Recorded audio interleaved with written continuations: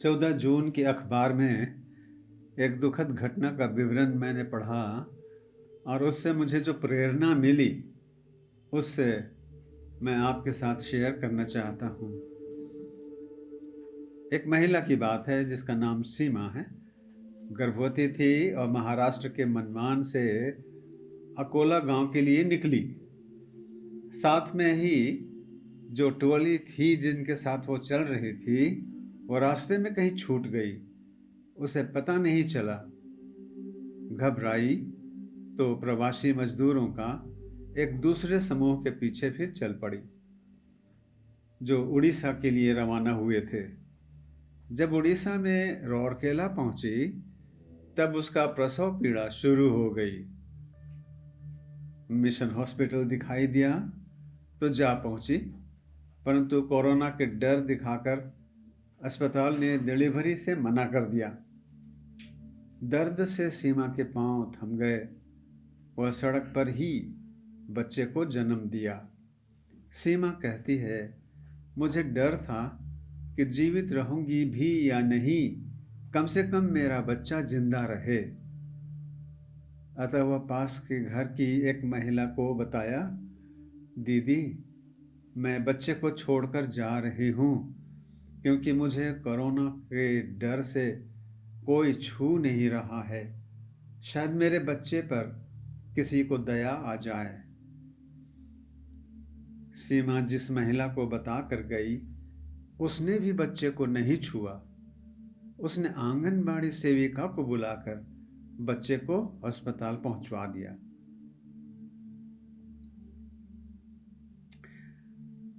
यह तो सीमा के जीवन की बात है और मैं समझता हूँ कि ऐसी इस प्रकार का जीवन हम में से बहुतों के जीवन में आ चुका है और आता है। लिखा है कि वो अकेले थी और बेसहारा हो गई, कोई साथ देने वाला नहीं। और इसके संबंध में एक सुंदर गीत किसी ने लिखा है।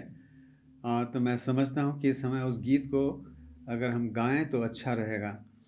ये गीत का एक बोल इस प्रकार हैं, दूर कहीं इन राहों में हो जाओ तुम जो अकेले, याद रखना कोई हर पल साथ चलता है। ये तो एक तकलीफ है कि हम लोग याद नहीं करते, हम केवल एक दूसरे को देखते हैं और जब एक दूसरे को हम नहीं देख पाते हैं तो सोचते हैं कि अब कोई नहीं है। हम सभी परमेश्वर को जानते हैं। हमको याद रखना चाहिए कि वो हमेशा हमारे साथ साथ चलता है। जैसा कि आजकल कोरोना को हमने नहीं देखा, लेकिन हम जानते हैं वो कि वह हमेशा यही आसपास रहता है, इसलिए हम अपने मुंह में पट्टी बांध कर रखते हैं। और फिर कहता है, दूर कहीं अंधियारों में जब दिल घबराए, याद रखना सूली पर कोई दीप जलता है। बहुत सुंदर बात है। अंधियारे हमारे जीवन में आती हैं और लेकिन एक दीप की भी हमको याद करना है कि एक सूली पर प्रभु के क्रूस पर से दीप जो जलता है, उसके मोम की तरह उसका खून जो बहता है वह जलता हुआ दीपक है जो अंधियारे को दूर करता है। कितने ऐसे पल हैं तुम्हारे होते हो जब बेसहारा, अपनों ही से चोट खा के ढूंढते हो किनारा। भाई कई बार हमारे जीवन में, आप भी अपने जीवन को स्मरण करें कि हम बेसहारा होते हैं समय समय पर। और अधिकांश लोग याद करेंगे कि अपने ही परिवार से चोट खाए हैं, अपने ही जान पहचान से चोट खाकर वे ढूंढते हैं कहाँ शरण लें, किनारा ढूंढते हैं। ऐसे दूर कहीं तूफानों में जब जिंदगी फंस जाए, ऐसे आंधी तूफानों में जब हमारा जिंदगी में फंस जाए, तो हम गाते हैं कि याद रखना उसका इशारा थाम लेता है। उसका इशारा मतलब कि प्रभु का कहना है कि मत डर, मैं तेरे साथ हूँ, यही उसका इशारा है। तो इस रीति से हमको ये अपने जब गाने में अब थोड़ा सा ध्यान से सुनेंगे तो मैं समझता हूँ कि सीमा बहन के जीवन के साथ में बहुत अच्छा इसका तालमेल है।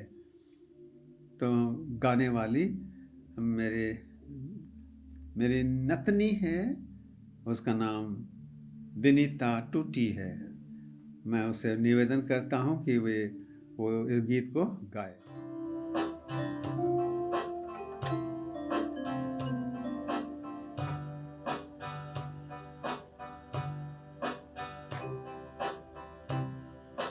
दूर कहीं इन राहों में हो जाओ तुम जो अकेले, याद रखना कोई हर पल साथ चलता है। दूर कहीं अंधियारों में जब दिल कभी घबराए, याद रखना सूली पे कोई दीप सजलता है। दूर कहीं इन राहों में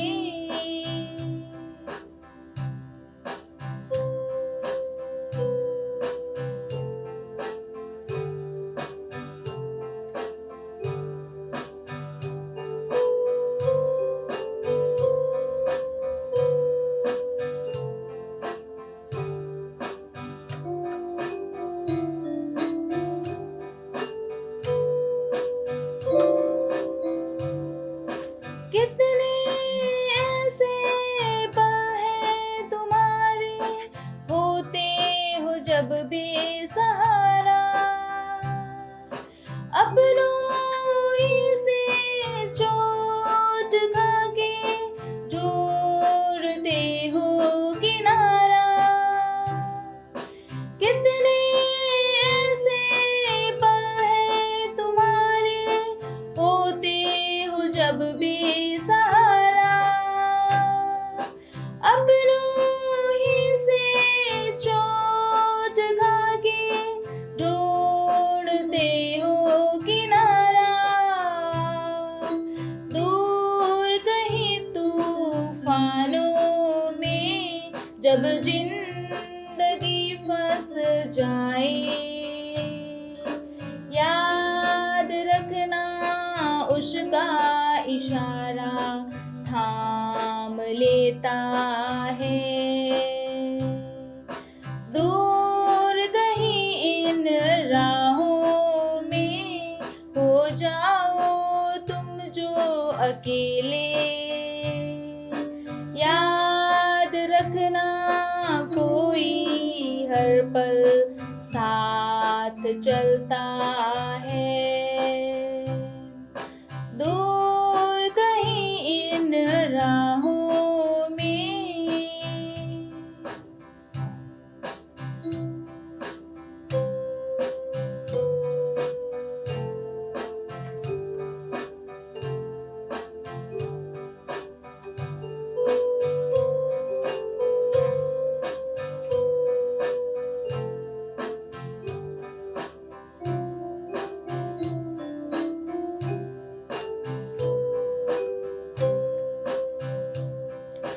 कल कहीं जो चोट देके छोड़ तुमको जाते, ढूंढते उन्हें आवाज देके थक के हार जाते। कल कहीं जो चोट देके छोड़ तुमको जाते, ढूंढते उन्हें आवाज देके थक के हार जाते। कल कहीं इस हाल में जब जिंदगी तड़पाए, याद रखना गम तुम्हारा यीशु सहता है। दूर कहीं इन राहों में हो जाओ तुम जो अकेले। याद रखना कोई हर पल साथ चलता है। दूर कहीं अंधियारों में जब दिल कभी घबराए, याद रखना सूली पे कोई दीप सजलता है। दूर कहीं इन राहों में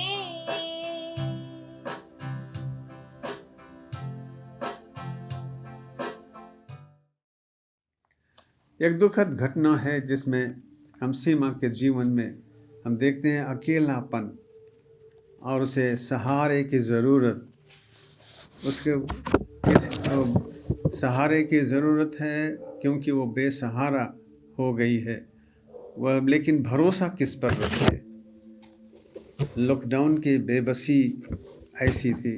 परिस्थिति भाइयों बहुत गंभीर है और लॉकडाउन की अवधि को बहुमूल्य समझें। समय तो बुरे हैं और अनुमान लगाया जा रहा है कि निकट भविष्य में और भी विकट परिस्थिति का सामना करना पड़ेगा। छल कपट, धोखाधड़ी, हत्या और आत्महत्या आए दिन समाचार पत्रों में छप रहे हैं। घर पर बच्चे बिगड़ते जा रहे हैं। मोबाइल के कीड़े बनकर माता पिता के सिरदर्द बनते जा रहे हैं। लॉकडाउन ने अनेकों की नौकरी छीन ली। अच्छा खासा कमाई करने वाले भी आज कर्ज में डूब गए। बीमारों का खुलेआम बहिष्कार हो रहा है। मरने पर शमशान में जलाने से इनकार कर रहे हैं। यदि आज आप आराम में हैं, सावधान रहें, घमंड न करें क्योंकि कल कुछ भी हो सकता है। बहन सीमा के जीवन में जो अकेलापन था, जिन लोगों के झुंड में होकर उड़ीसा पहुंची, उन पर कितना भरोसा था उनका कि उनमें से कोई तो साथ देता। कितने भरोसे के साथ मिशन अस्पताल पहुंची होगी और उसका भरोसा टूट गया। सड़क पर उसका परिचय पूछने वालों की संख्या बहुत थी, किंतु भरोसा का साथ सहारा देने वाला कोई न मिला। वे नाम और पता पूछ पूछ कर चले गए। सीमा कहती है, मैं नाम पता बताते बताते थक गई। फिर भी मैंने कहा, मेरे साथ जो कुछ हुआ सब भगवान देख रहा है, उसी से पूछिए। किसी ने उसे आश्रय नहीं दिया। नबी यिर्मयाह ने ठीक ही कहा है, वह व्यक्ति श्रापित है जो किसी आदमी पर भरोसा करता है। मनुष्य की दुर्दशा का वर्णन करना कठिन जान पड़ता है। प्रभु यीशु के शब्दों में जो मत्ती 9:36 में है, हम कहें तो आज का जनसमूह दुखी और असहाय है। ये उन भेड़ों के समान हैं जिनका मानो कोई चरवाहा ना हो। सीमा की तरह हम भी मनुष्यों पर ही भरोसा करते हैं जो खुद स्वार्थी, कपटी, धोखेबाज और क्रूर होते हैं। नौकरी के लिए लोग भरोसा करते हैं, धोखा खाते हैं। 9,000 मासिक वेतन पर एजेंट ने काम दिलाया, जैसा हम न्यूज़पेपर में हमने पढ़ा। 2,000 में साल भर खटाया। शादी में धोखा, लेन देन में धोखा, चारों ओर से हमें निराशा ही निराशा हाथ लग रहा है। आइए हम परमेश्वर के वचन बाइबल से सीखने का प्रयत्न करें। शायद अब हमें कोई अन्य दिशा की ओर मुख मोड़ लेने की ज़रूरत है। बाइबल सिखाती है मनुष्य पर भरोसा करने की अपेक्षा प्रभु की शरण लेना भला है। शासकों पर भी भरोसा करने की अपेक्षा प्रभु के पास जाना चाहिए। यिर्मयाह ने कहा, मनुष्य का हृदय छल कपट से भरा होता है, निस्संदेह वह सबसे अधिक भ्रष्ट होता है। मनुष्य के हृदय को कौन समझ सकता है? धन्य है वह मनुष्य जो प्रभु पर भरोसा रखता है, जिसका भरोसा ही प्रभु है, वह मानो कल कल करते झरने के तट पर रोपा गया वृक्ष है, जिसकी जड़ें गहरे पानी में होती हैं। दोपहर की प्रखर किरणें उस पर पड़ती हैं, तब भी वह गर्मी से नहीं मुरझाता। उसके पत्ते सदा हरे भरे रहते हैं। वर्षा न होने पर भी उसको चिंता नहीं, क्योंकि वह सूखा होने पर भी फलता है। आइए हम आज परमेश्वर के वचन से ऐसे समय में शांतिमय जीवन जीने की कला सीखें। सर्वप्रथम तो यह सबों को जान लेना चाहिए कि स्वर्ग और पृथ्वी का सृजनहार परमेश्वर करुणामय, प्रेमी और सर्वशक्तिमान है। यद्यपि हमने उसके विरुद्ध पाप किया, तब भी अपने प्रेम के कारण स्वर्ग छोड़कर पापियों को ढूंढने और बचाने के लिए पृथ्वी पर आए। एक नारी के द्वारा मनुष्य बना। सब मनुष्यों के पापों का दंड उसने अपने ऊपर लिया, उठाया। हमारे पापों के प्रायश्चित के लिए वो कलवरी पर्वत पर क्रूस की मृत्यु से ही, उसी के मार खाने से आज हम चंगे हुए हैं। उसी का नाम यीशु है, जिसका लहू हमें सब पापों से शुद्ध करता है। बाइबल बताती है कि यीशु मसीह का लहू हमें सब पाप से शुद्ध करता है। वही हमारी शांति है। उन्हीं की मध्यस्थता के कारण परमेश्वर ने मनुष्यों के अपराधों का लेखा नहीं लिया, बल्कि मसीह में संसार का अपने साथ मेल मिलाप कर लिया। उसने जगत से इतना प्यार किया कि अपना एकलौता पुत्र दे दिया कि जो कोई उस पर विश्वास करे वह नाश न हो, परंतु अनंत जीवन पाए। परंतु क्या कारण है कि मनुष्य परमेश्वर की ओर फिरना नहीं चाहता है? उसे अपना आश्रय, अपना सुरक्षित गढ़ क्यों नहीं बनाना चाहता है? परमेश्वर को अपना पिता जानकर उस पर भरोसा क्यों नहीं रखता है? इन सब के दो कारण हो सकते हैं। पहला है पाप। सब ने पाप किया और परमेश्वर से दूर हो गए, इतनी दूर कि अब नाम भी लेना नहीं चाहते, उसकी याद नहीं आती। बुद्धिमान राजा सुलेमान ने कहा, परमेश्वर से दूर रहकर कौन चैन से खा पी सकता है या कौन आनंद मना सकता है? शांति दाता परमेश्वर को त्यागने के कारण मानव जीवन आज बेचैन है। अमीर धन होते हुए भी आत्महत्या कर रहा है और गरीब धन के अभाव के कारण बेचैन होकर आत्महत्या और हत्या का शरण ले रहा है। परमेश्वर की ओर ध्यान नहीं देने का दूसरा कारण शायद इसलिए कि मनुष्य तो दिखाई पड़ते हैं, परंतु परमेश्वर दिखाई नहीं पड़ता, वह अदृश्य है। लेकिन मैं सोचता हूँ, हम लोगों ने कोरोना को भी तो नहीं देखा, तब भी उस पर हमारा अटल विश्वास है। हम विश्वास करते हैं कि अगल बगल, दाएं बाएं, ऊपर नीचे, चारों तरफ मौजूद है, दिखाई तो नहीं पड़ता है, और फिर भी हम विश्वास करते हैं ऐसा न हो कि शरीर के किसी भी छेद से अंदर प्रवेश कर जाए। सब छोटे बड़े छिद्रों को यथासंभव हम ढकने की चेष्टा करते हैं। बचने के लिए तरह तरह के उपाय करते हैं। मास्क, सैनिटाइजर, साबुन, आहार, योगाभ्यास आदि। क्या बात है कि हम उस किलर पर, जो हाल ही में हमें नाश करने, मार डालने के लिए आया है, अदृश्य रूप में लाखों को अपना शिकार बना रहा है, इतना विश्वास करते हैं। लेकिन यीशु मसीह पर, जो सारे जगत के लोगों को बचाने और बहुतायत का जीवन देने के लिए आया, उसे अदृश्य जानकर हम त्याग देते हैं। कल का आया कोरोना हड़बड़ जल्दी जबरदस्ती लोगों को नाश करने में लगा हुआ है। ऐसा इसलिए कर रहा है क्योंकि उसका समय बंधा हुआ है। वह संसार का मालिक नहीं है और न अधिकारी। मालिक ने उसे कुछ ही समय के लिए छोड़ा है, फिर भी देखिए किस तरह पूरे विश्व में शासक बन बैठा।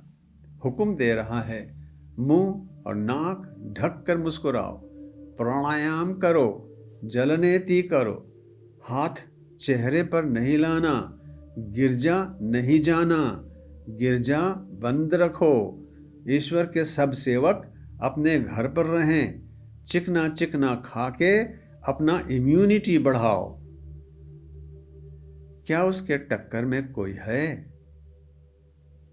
यीशु मसीह जबरदस्ती नहीं करता।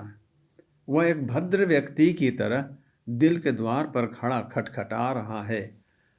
जब हम दरवाजा खोलेंगे, निमंत्रण देंगे, तभी भीतर आएंगे।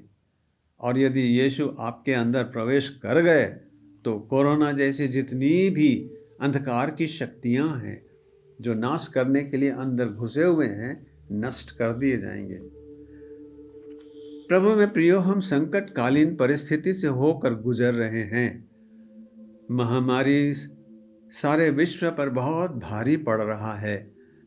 बेशुमार धन संपत्ति खर्च हो रहे हैं और जैसा इतिहास में कभी नहीं हुआ।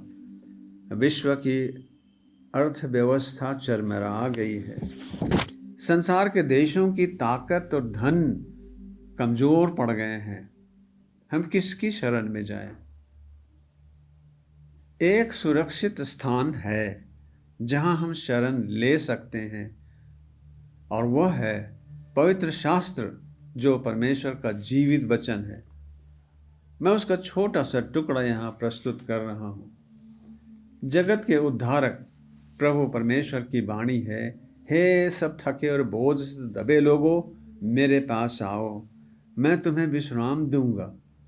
यही बात अगर कोई मनुष्य बोले तो कितना आसानी से आप विश्वास कर लेंगे। हम ऐसा करते ही आ रहे हैं। क्यों ना एक बार हम प्रभुओं के प्रभु और राजाओं के राजा प्रभु पर हम विश्वास करना शुरू करें। जीवन के मार्ग पर वो कहता है, तुम अकेतु, मैं तेरे साथ हूँ, डर के मारे इधर उधर मत ताक, मैं तेरा परमेश्वर हूँ, मैं तेरी सहायता करूँगा। ये पवित्र शास्त्र में परमेश्वर की वाणी है। बाइबल में 366 बार लिखा है, मत डर। अर्थात वर्ष के प्रत्येक दिन के लिए प्रभु कहता है, मत डर। संकट के समय मुझे पुकार, मैं तुम्हें छुड़ाऊंगा। फिर लिखा है, अंधकार के में फैलने वाली बीमारी, महामारी से और दिन में विनाश करने वाले भयंकर रोग से भी मत डर। तेरे निकट हजारों लोग गिरेंगे पर महामारी तेरे निकट नहीं आएगी। केवल तू अपने नेत्रों से दृष्टि करेगा। तूने प्रभु को अपना शरण स्थान माना है, इसलिए बुराई तेरे समीप नहीं आ सकेगी और वह तेरे घर के निकट भी नहीं आएगी। ये परमेश्वर का वचन है। भक्तजन दाऊद लिखते हैं, मैंने प्रभु को खोजा तो उसने मुझे उत्तर दिया और मेरे सब भय से मुझे मुक्त किया। प्रभु की भक्ति करने वालों ने के लिए लिखा है कि उन्हें भली वस्तु का कोई अभाव नहीं होता। प्रभु यीशु ने फिर कहा, चिंता ना करो कि तुम क्या खाओगे, क्या पियोगे, क्या पहनोगे, बच्चों का स्कूल कैसे भेजोगे, फीस कैसे जुटाओगे। कहता है, तुम्हारा स्वर्गीय पिता जानता है तुम्हें इनकी आवश्यकता है। पहले परमेश्वर के राज की खोज करो तो उसकी इच्छा के अनुरूप आचरण करो, तो ये सब वस्तुएं तुम्हें यूं ही मिलेंगी। हम भी तो माता पिता हैं। जिस तरह हम माता पिता होकर अपने बच्चों की जरूरतें पूरी करते हैं और बच्चों को हम चिंता करने नहीं देते, वैसा ही प्रभु हमारा ख्याल करता है। हाँ, यदि बच्चे आपको अपना माँ बाप ना समझे तो क्या कर सकते हैं? बस यही बात है, यदि हम ईश्वर पिता को ना माने तो वह भी हमारे लिए क्या करेगा? हम सभी लोग पाप करते हैं। जाने अनजाने गलत काम कर बैठते हैं, जीवन तनावग्रस्त हो जाता है और जब बोझ असह्य हो जाता है तब कई लोग आत्महत्या की शरण लेते हैं। छोटे हो या बड़े, शिक्षित हो या अनपढ़, अमीर हो या गरीब, आत्महत्या की घटनाएं समाचार पत्रों में लगातार हम पढ़ रहे हैं। ऐसे लोगों के लिए मेरी सलाह है, एक बार जीवित प्रभु यीशु के चरणों में जाएं। पवित्र शास्त्र का वचन के आधार पर मैं बताता हूँ, प्रभु दो प्रकार से आपकी सहायता करेंगे। पहला, वह आपके पाप को, अपराध को, गलती को ऐसा ढक देंगे कि संसार उसे देख न सके जिसकी आपको डर है। शर्त इतना ही है, आप संपूर्ण हृदय से उसकी शरण में चले। वह आपको अपने कोमल पंखों में, अपने डैनों के अंदर में शरण देंगे। दूसरा कदम ये कि वह आपको क्षमा करेगा। दुनिया इस ईश्वरीय क्षमा को नहीं जानती है। परमेश्वर कहता है, मैं अपने नाम के निमित्त तेरे अपराधों को मिटा देता हूं और मैं उन्हें फिर स्मरण नहीं करूंगा। इस संसार में न्याय है और अन्याय भी है। परमेश्वर के पास न्याय है, अन्याय नहीं है, परंतु न्याय के साथ दया है जो दुनिया में नहीं है। कलवरी के क्रूस पर परमेश्वर का न्याय और दया एक दूसरे को चुंबन करते हुए दिखाई पड़ते हैं। अंग्रेजी में बाइबल में लिखा है, justice and peace kissed each other. प्रभु ने हमारे अपराधों का दंड अपने ऊपर ले लिया और इस प्रकार न्याय के कार्य को पूरा किया। फिर उसने हमको जीवन दान दिया जो उसकी दयालुता को दर्शाता है। मानो वो कहता है, सूली मुझे है, सेज पिया की। हमने बस एक बात की घटी है, लोगों के कथन पर और समाचार पत्रों पर बहुत सरलता से हम विश्वास कर लेते हैं। बहुत ठीक, हम सब लोग ऐसा ही करते हैं, लेकिन परमेश्वर पर और पवित्र शास्त्र पर, उसके लिखित वचन पर हम विश्वास नहीं करते। यह तो ठीक बात नहीं है। परमेश्वर की सहायता से हमकी जरूरत है कि हम प्रभु पर विश्वास करना सीखें। और इस समय जिस रीति से मानो कोरोना के ऊपर में जैसा विश्वास कर रहे हैं, अगर उतना भी परमेश्वर पर अगर हम विश्वास करें तो हमारे लिए परमेश्वर वो आशीष देगा जो हमारे कथन से बहुत दूर की बात है। परमेश्वर आप सबों को आशीष दे।